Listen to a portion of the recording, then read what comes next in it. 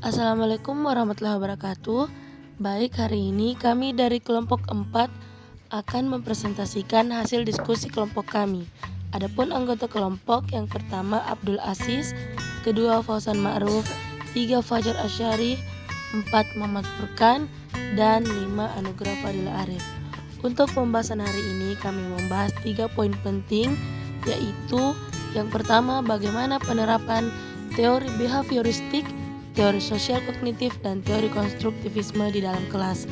Kedua, berikan penjelasan model-model pembelajaran apa saja yang berbentuk berdasarkan prinsip konstruktivisme. Dan yang ketiga, meningkatkan motivasi para siswa yang ada di kelas.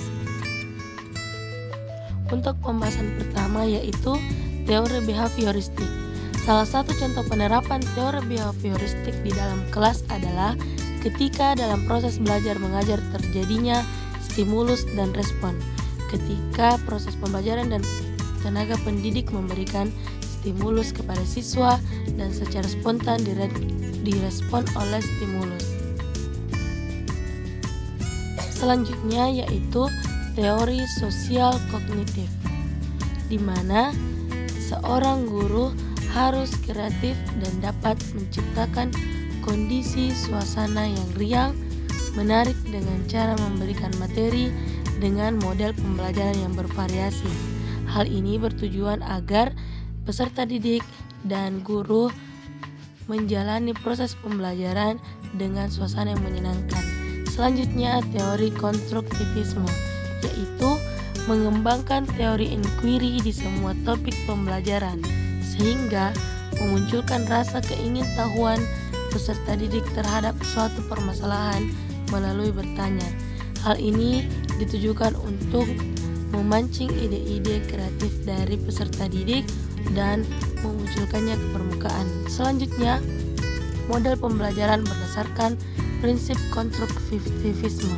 Yang pertama, discovery learning, kedua reception learning, 3 assisted learning, 4 active learning, 5 the accelerated learning, 6 quantum learning, dan 9 contextual teaching learning.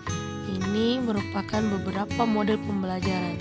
Selanjutnya, kita menggunakan rencana meningkatkan motivasi para siswa dengan gambaran sebagai berikut.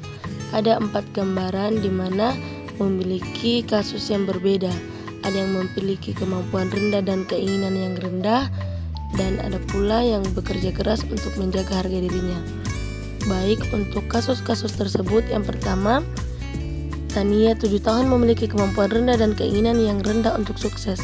Teori belajar yang cocok adalah teori konstruktivisme untuk menekankan bahwa peserta didik membangun pengetahuan melalui pengalaman dan interaksi dengan lingkungan sekitar. Selanjutnya, untuk kasus yang kedua yaitu Samuel 10 tahun yang bekerja keras untuk menjaga harga dirinya pada tingkat tinggi, tetapi memiliki rasa takut gagal yang kuat. Teori belajar yang mungkin cocok adalah teori konstruktivisme. Konstruktivisme adalah teori belajar yang menekankan bahwa peserta didik membangun pengetahuan melalui pengalaman dan interaksi dengan lingkungan sekitar. Untuk kasus yang ketiga yaitu Sandra 13 tahun yang tenang di kelas dan meremehkan keterampilan, yaitu teori yang cocok adalah sosial kognitif.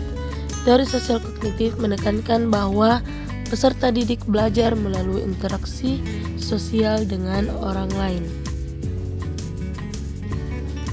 Selanjutnya untuk kasus keempat yaitu Robert 16 tahun yang menunjukkan sedikit minat di sekolah dan saat ini tinggal bersama dengan bibinya. Anda sudah tidak dapat menghubungi orang tuanya. Teori belajar yang cocok yaitu konstruktivisme, di mana menekankan bahwa peserta didik membangun pengetahuan melalui pengalaman dan interaksi dengan lingkungan sekitar. Itu tadi beberapa kasus ataupun materi yang sempat kami paparkan. Selanjutnya kami beri kesempatan kepada audiens untuk mengajukan beberapa pertanyaan. Atas perhatiannya, terima kasih. Assalamualaikum warahmatullahi wabarakatuh. Warahmatullahi wabarakatuh. wabarakatuh. Waalaikumsalam warahmatullahi wabarakatuh. Terima kasih atas kesempatan yang diberikan kepada kami. Saya perwakilan dari kelompok 3. Adapun yang ingin kami pertanyakan dalam diskusi kali ini adalah tadi sudah dijelaskan bagaimana itu ada 3 teori pembelajaran. Yang pertama itu ada behavioristik, kognitif, dan konstruktivisme. Dari ketiga teori ini yang ingin kami tanyakan adalah manakah teori yang paling efektif untuk diterapkan dalam proses pembelajaran. Mungkin cukup sekian. Assalamualaikum warahmatullahi wabarakatuh. Waalaikumsalam warahmatullahi wabarakatuh. Terima kasih atas pertanyaannya kepada kelompok kami. Saya mewakili teman kelompok kami untuk menjawab pertanyaannya, yaitu semuanya memiliki kelebihan dan kekurangan. Namun menurut kami tentu yang lebih efektif adalah pendekatan konstruktivisme seperti yang diaplikasikan prinsipnya dalam paradigma baru pembelajaran saat ini. Alasan paradigma konstruktivis efektif dikarenakan memberi ruang ekspresi bagi peserta didik dalam membangun sendiri pengetahuannya, menemukan makna dari apa yang mereka pelajari, menciptakan gagasan dan ide baru yang kreatif berdasarkan stimulus yang diberikan. Adapun teori behavioristik kurang tepat diterapkan sebab lebih cenderung teacher center, di mana guru mendominasi pembelajaran dan berfokus mentransfer pengetahuan ke peserta didiknya.